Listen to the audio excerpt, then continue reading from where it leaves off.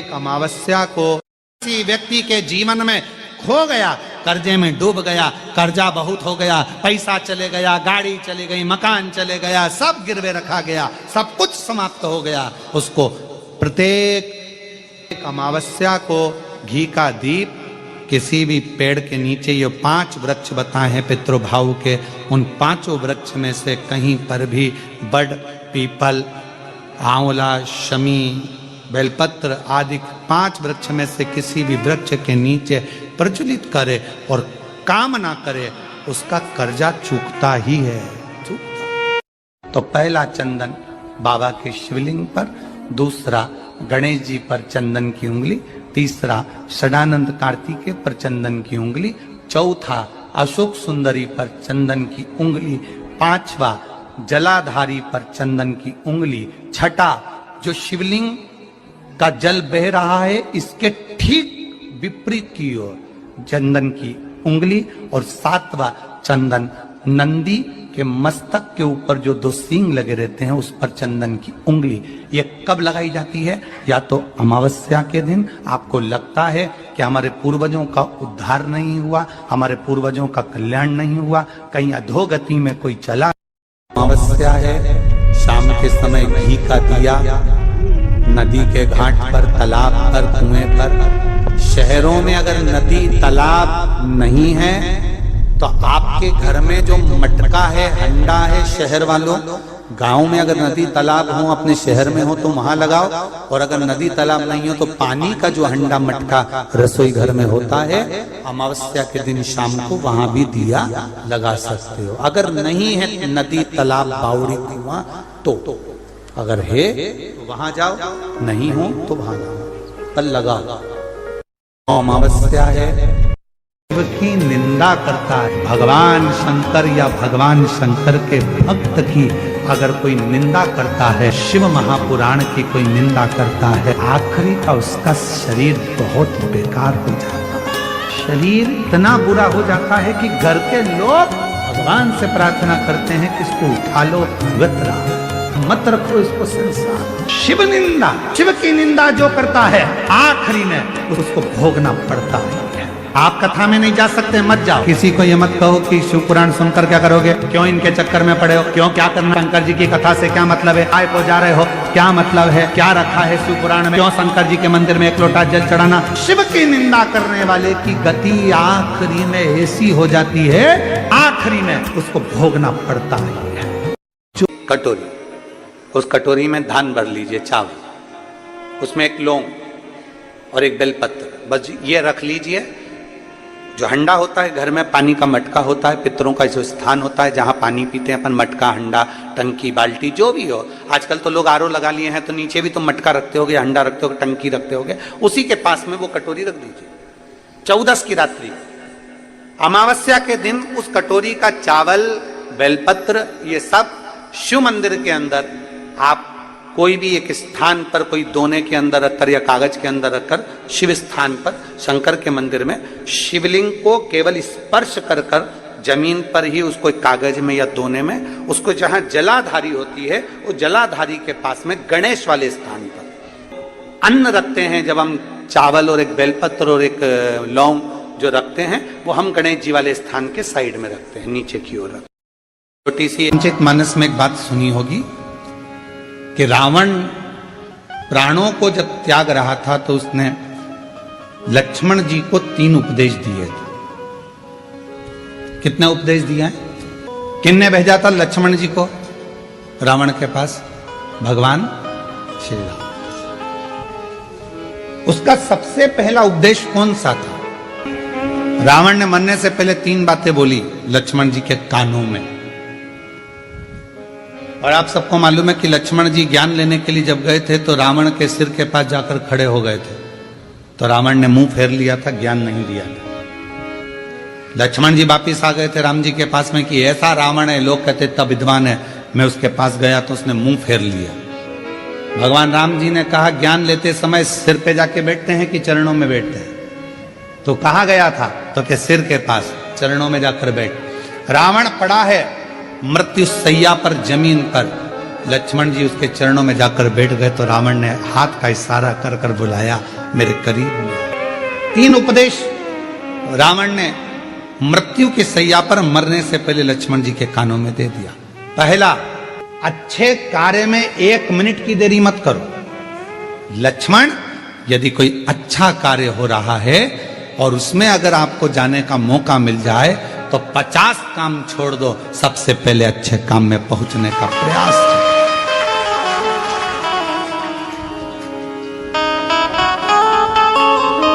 अच्छे काम में 1 मिनट की देरी मत करो।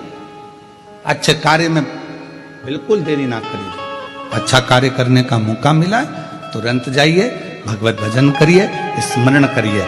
किसी का भोजन कराने का मौका मिल जाए, किसी को पानी पिलाने का मौका मिल जाए। शिव महापुराण की कथा तो कितनी बड़ी बात कहती है कि किसी को अगर गिलास भी पानी का दिया जाए तो ये वाला हाथ को भी छोड़ा ना जाए, इसको भी टच कर लो।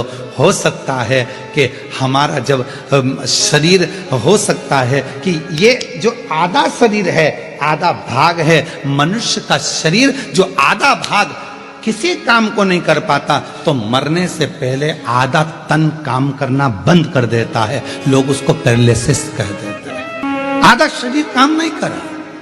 जब भगवत भजन का समय आया, सत्कर्म का समय आया, हम भोजन करा रहे थे, एक हाथ से दे दिया, दूसरा हाथ टच ही नहीं कर पाया। एक हाथ से पानी का गिलास उठा कर दे दिया, पानी भी नहीं पिला पाया। ये आधा अंग किसी काम का नहीं आया। लोगों ने कहा ये लेफ्ट भाग है ना, ये किसी काम का नहीं होता, ये बेकार भाग है। तो कहा इसको अच्छा बनाने के लिए क्या करना पड़ेगा? तो कोई प्यासे को जब पानी पिला रहे हैं तो दोनों हाथों से उस जल के पात्र को दीजिए। यहां तक हमारे पूर्वजों में, हमारे पुरखों में ऐसा नियम चलता था। पूर्वजों में अगर कोई पानी पीता था, ऐसे मुख लगाकर पानी पीते थे, तो लोटे से पानी देने वाला दोनों हाथों से पानी डालता था और पीने वाला एक हाथ से पीता था। क्यों?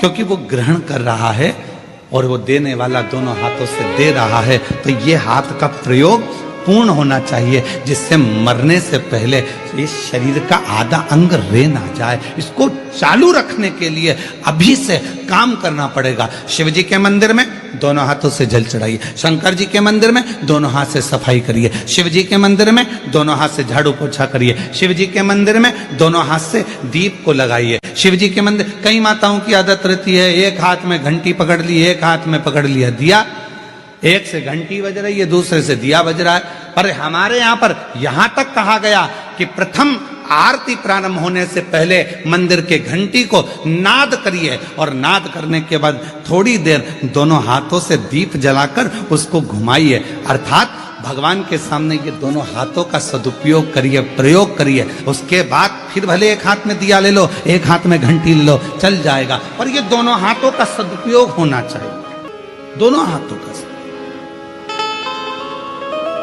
और कोई पिछले जन्म के अच्छे कर्म मुझे बाबा तेरा साथ मिला, कोई पिछले जन्म के अच्छे कर्म मुझे बाबा तेरा साथ मिला। पूर्व का कोई कर्म तो अच्छा कर्म, यहां तक हमारे शास्त्र कहते हैं, कितना सुंदर कहा, एक चावल के दाने को भी अगर शिव जी पर चढ़ाया जाता है तो डब्बे में से, कई माताओं की आदत रहती है डब्बा खुला हुआ है, डब्बा रखा हुआ है, उसमें से एक चावल का दाना उठाया, शिव जी को चढ़ा दिया। शिव महापुराण की कथा कहती है डब्बी में से अगर शिव जी को चावल का दाना चढ़ा रहे हो, पहले डब्बी में से उठाकर अपनी हथेली पर रखो, फिर उस चावल के दाने को भगवान को समर्पित करते चलो, समर्पित करते चलो, फिर करिए। ये शरीर आधा ना रह जाए, आधा ना। अब जो हाथ देखकर भी क्या करोगे, दिखा के भी क्या करोगे? ईमानदारी से बोलो, जो किस्मत में है वो तो भोगना पड़ेगा। क्या होगा उससे ज्यादा? लिखा उसे कोई काट नहीं सकता। अब मंदोदरी के पास खबर पहुंच गई कि लंका में कोई एक ज्योतिषाचार्य आया है, बड़ी सुंदर हस्तरेखा देखता है। मंदोदरी आ गया, उधर रावण युद्ध के मैदान में युद्ध कर रहा है, इधर मंदोदरी हाथ दिखा रही है, बताइए मेरा भाग्य क्या कहता है। लंकाधिपति रावण की धर्म पत्नी मंदोदरी कहती है मेरा भाग्य क्या कहता है ये बता दीजिए। श्री हनुमान जी महाराज जो ज्योतिष का रूप रख कर आए, उन्होंने कहा मंदोदरी तो लंका के राजा रावण की धर्म पत्नी है, बड़ी विद्वान है तू, तेरे ही बल पे लंका का राजा रावण जी रहा है, अगर तू नहीं होती तो ये कब का मर गया होता। मंदोदरी बोली बिल्कुल सत्य बोले हो महाराज, बिल्कुल सत्य, वो तो मैं हूं इसलिए जिंदा है, बस तू ही जिंदा रखी है, और तेरे पास में रावण की वो चीज रखी है जिसके कारण रावण नहीं मर रहा। मंदोदरी बोली महाराज जी बिल्कुल सत्य कहा, राम जी में वो प्रबलता नहीं हो सकती जो रावण को मार दे। वो तो मेरे पति लंकाधिपति रावण ने तप करा था, ब्रह्मा जी से वर मांगा था, वर दिया ब्रह्मा जी ने। रावण बोला मैं मरूं नहीं, ऐसी वर दीजिए। ब्रह्मा जी ने कहा ये नहीं हो सकता, तो मेरी नाभि में अमृत दे दीजिए। कहा दिया, सब ने सुन लिया, सब तप कर करके चले गए। रावण थोड़ी देर रुक गया और ब्रह्मा जी से बोला एक वर और दे दीजिए। क्या? मुझे एक ऐसा बाण दीजिए जब मेरी नाभि में वो बाण लगे तब जाकर मैं मरूं, ऐसा बाण मुझे दीजिए। ब्रह्मा जी ने कहा तथास्तु ये ले। ब्रह्मा जी ने वो बाण रावण को दिया, रावण ने वो बाण मंदोदरी को दिया। मंदोदरी ने अपने सोने वाले कमरे में उस बाण को दीवार में चुनवा दिया। मंदोदरी कहती है रावण को मैं बचा कर रखी हूं। हनुमान जी ने सुना, असली रूप में आए, लंका में पहुंचकर दीवार को तोड़ा, बाण को निकाला, राम जी को दिया, कहा ये मेरा भगत है, इसको मोक्ष देने का काम भी मेरा है, ये बाण भी मेरा है, मारिए। अब जाएगा, अब जाएगा। तब जाकर वो मेरे नारायण के हाथ से लंकाधिपति रावण मरा। तब उसको शिव ना चाहे तो कुछ नहीं हो सकता। ऊंचाई की बिल्डिंग लोगों को नजर आती है, 4 मंजिल की बिल्डिंग लोगों को नजर आती है, पर 4 मंजिल के नीचे जो सरिया गया है, 4 मंजिल के नीचे जो खुदाई करी गई है, 4 मंजिल के नीचे जो खोदा गया है, वो नहीं दिखता है। होता है एक कथा आती है बड़ी सुंदर। एक भिखारी सोच लिया मुझे सम्राट बनना है। एक भिखारी ने सोचा मुझे राजा बनना, और चाहे कुछ भी हो जाए मैं राजा बन के रहूंगा, मैं सम्राट बन के रहूंगा। अब भिखारी ने सोचा मुझे सम्राट बनना है, तो किसी ने भिखारी से पूछा कि तुम सम्राट कैसे बनोगे? तो भिखारी ने कहा भीख मांग के। अरे भिखारी भीख मांगकर कोई सम्राट बनता है क्या? पर मुझे बनना है। भिखारी ने चौराहे के पास में अपनी चादर बिछाई फटी हुई और बैठ गया भीख मांगने के लिए। भीख मांगता रहा, मांगता रहा, मांगता रहा, मांगता रहा। 10 साल, 15 साल, 20 साल, 25 साल, 30 साल, 40 साल भीख मांगता रहा, मांगता रहा, मांगता रहा, मांगता रहा। और एक दिन भीख मांगते मांगते मांगते मांगते मांगते मांगते उसकी अंतिम क्षण आ गया और भिखारी सीता राम हो गया। उसका सम्राट बनने की आशा, उसका राजा बनने की आशा उसके साथ ही मर गई, उसी के साथ समाप्त हो गई। भिखारी मर गया, भिखारी समाप्त हो गया। अब गांव के लोगों ने देखा, नगर के लोगों ने देखा कि भिखारी मर गया। भिखारी का कपड़ा फेंक दिया, भिखारी की चादर फेंक दी, भिखारी का सामान फेंक दिया। अब जिस जगह पर भिखारी सोता था, जिस जगह पर भिखारी पड़ा रहता था चौराहे पर, वो भिखारी ने उस जगह को इतना गंदा करके रखा था, इतना गंदा करके रखा था कि उसमें बदबू आ रही थी। अब बदबू आ रही थी तो उन्होंने तुरंत खुदाई वाले को बुलवाया और खुदाई करने के लिए कहा कि ये जमीन का ये टुकड़ा भिखारी बैठता था, इसमें बदबू आ रही, गंदगी हो रही है, इसने इतनी गंदगी कर दी, इसको उखाड़ दो, इसको फेंक दो, उठा फेंको इसको। बुलाया, जेसीबी मशीन वाले को बुलाया होगा, खड्डा खोदने वाले को बुलाया होगा, और बुलाया गया। और बुलाने के बाद में जैसे ही खड्डा, भिखारी जहां बैठता था, सोता था, उस जगह पर जैसे ही खड्डा खोदा, खोदते से ही भिखारी के नीचे से सोना, पैसा, धन, दौलत ढेर सारी निकली, ढेर सारी। अब इतना सारा धन निकला तो नगर के लोगों ने सोचा कैसा भिखारी है, कैसा भिखारी है। थोड़ा सा अगर नीचे खोद लेता और इतनी सारी दौलत उसे प्राप्त हो जाती तो वैसे ही सम्राट हो जाता। जिंदगी भर भीख मांगते मांगते मर गया, पर खुदाई नहीं करा, खोदा नहीं, और सम्राट बनने का आशा लेकर मर गया। थोड़ा सा खोदता तो उसमें से धन मिल जाता, धन मिल जाता तो सम्राट बन जाता। अर्थात शिव महापुराण की कथा कहती है हम भी ऐसे ही हैं, हम और आप सब एक जैसे हैं। दुनिया से कहते हैं ऐसा कर दीजिए भैया, ऐसा कर दीजिए भैया, हम दुनिया से भीख मांगते हैं, पर शिव महापुराण की कथा कहती है कभी अपने अंदर हम खोदते नहीं हैं। अगर शंकर के शिवलिंग के प्रति हमारे भीतर हम खोदते जाएं कि शिवलिंग की पूजन से क्या मिल सकता है, शिव महापुराण सुनने से क्या प्राप्त हो सकता है, शिव महापुराण की कथा को पढ़ते जाएं, खोदते जाएं और भगवान शंकर की भक्ति में हम इतने डूबते चले जाएं, नीचे उतरते चले जाएं, एक अंदर की ओर जाते चले जाएं, तो एक ना एक दिन तुम सम्राट बनकर ही रहोगे, राजा बनकर ही रहोगे। अंदर नहीं खोद रहे, हम केवल बाहर से सब कुछ कर रहे हैं। हमारा ये काम बिगड़ गया, हमारा ये काम अच्छा हो गया, हमें ये मिल जाता, हमें वो मिल जाता। हम केवल एक आस लेकर जी रहे, पर हम भीतर नहीं झांक रहे, भीतर नहीं जा रहे। थोड़ा सा खोदिए अपने भीतर, थोड़ा सा खोदिए अपने अंदर, थोड़ा सा जाइए शिव महापुराण के भीतर, थोड़ा सा प्रवेश करिए शंकर की कथा के भीतर, थोड़ा सा प्रवेश करिए शिवालय के भीतर, थोड़ा सा प्रवेश करिए भगवान शंकर के अनुमोदन के भीतर, मिलेगा जरूर, प्राप्त हो। शंकर का चरित्र कहता है शिव को प्रिय क्या है, शंकर भगवान को सबसे ज्यादा प्रिय है आपकी मुख से निकला हुआ सत्य वचन। फिर भगवान को प्रिय क्या है, तो कहा जो एक लोटा जल आप भगवान देवादिदेव महादेव को चढ़ाते हैं वो शिव को प्रिय है। एक महाराष्ट्र का एक प्रसंग हमको स्मरण में आ रहा है। एक बहन ने एक पत्र लिख कर दिया था और उस पत्र में लिखा था कि एक बार मैं मंदिर में दर्शन करने को जल चढ़ाने के लिए गई। भगवान के मंदिर में जब मैं जल चढ़ाने के लिए पहुंची तो वो जल चढ़ाने के लिए जब मैं मंदिर में गई और मेरा पात्र बहुत गंदा था।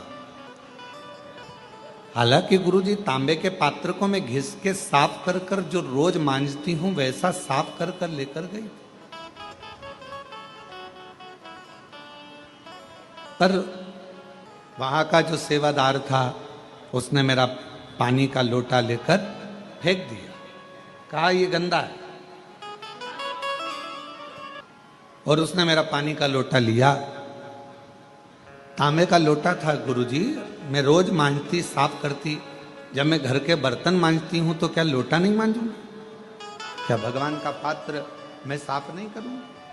पर उसने मेरा पानी का लोटा फेंक दिया, गंदा है। गुरुदेव मन को बड़ा दुखा,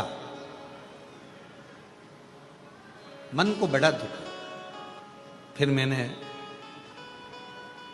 दूसरे मंदिर में जाना प्रारंभ करा। वो महाराष्ट्र का पत्र था और अगर जो सुन रही होगी उसको स्मरण में होगा।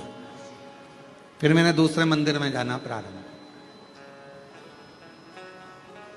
पर गुरुजी कुछ समय के बाद जिसने मेरा पात्र फेंका था वो बड़ा कष्टप्रद हो गया, बहुत उसको रोग ने घेर लिया।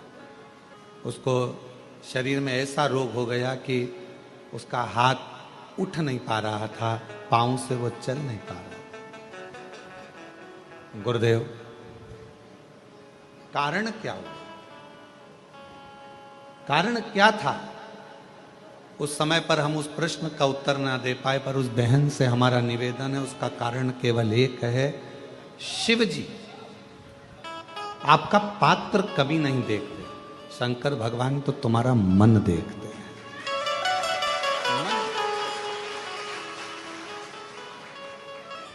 अच्छे वस्त्र कौन देखेगा?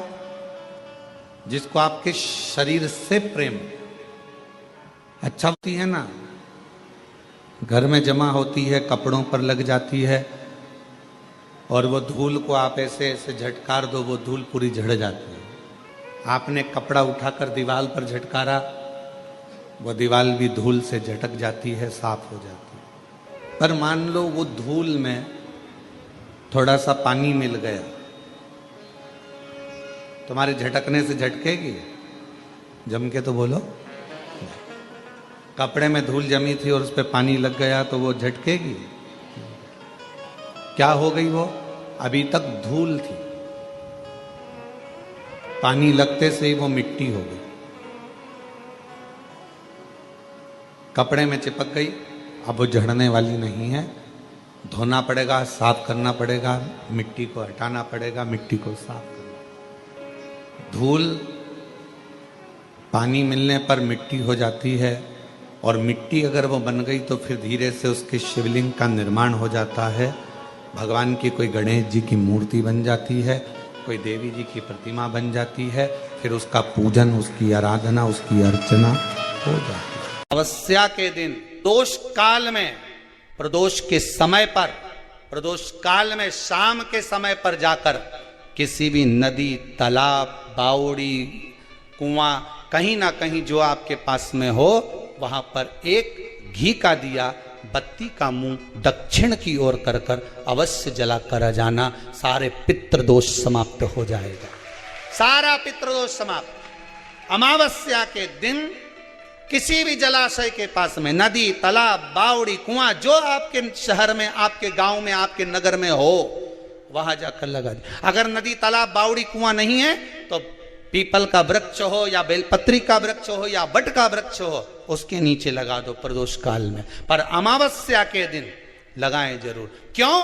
क्योंकि अमावस्या के दिन पितृ शाम के समय प्रदोष काल में शंकर भगवान का नाम जाप कर कर नदी, तालाब, बावड़ी पर पानी पीने जाते हैं। वहां से जल का आचमन कर कर पितृ अपने लोक को चले जाते हैं प्रदोष काल के समय पर। इसलिए प्रदोष काल में जलाशय के पास में, बावड़ी, कुआं, नदी, तालाब के किनारे पर दिया लगाया जाता है दक्षिण की ओर मुख कर कर बत्ती का, तो पितृ आशीर्वाद देते हुए जाते हैं कि फलो फूलो, आगे बढ़ो, उन्नति करो, तरक्की करो। ये पितरों का आशीर्वाद। श्री शिवाय नमस्तुभ्यम। हर हर महादेव। पूज्य गुरुजी ने इस वीडियो में 19 नवंबर मार्गशीर्ष माह की अमावस्या का विशेष उपाय बताए हैं। पितृदोष दूर करने के विशेष उपाय इस वीडियो में बताए गए हैं। वीडियो अच्छी लगे तो like, share and subscribe, comment में श्री शिवाय नमस्तुभ्यम हर हर महादेव अवश्य लिख देना। चैनल को सब्सक्राइब अवश्य कर देना। जय श्री राम। हर हर महादेव। जय श्री महाकाल।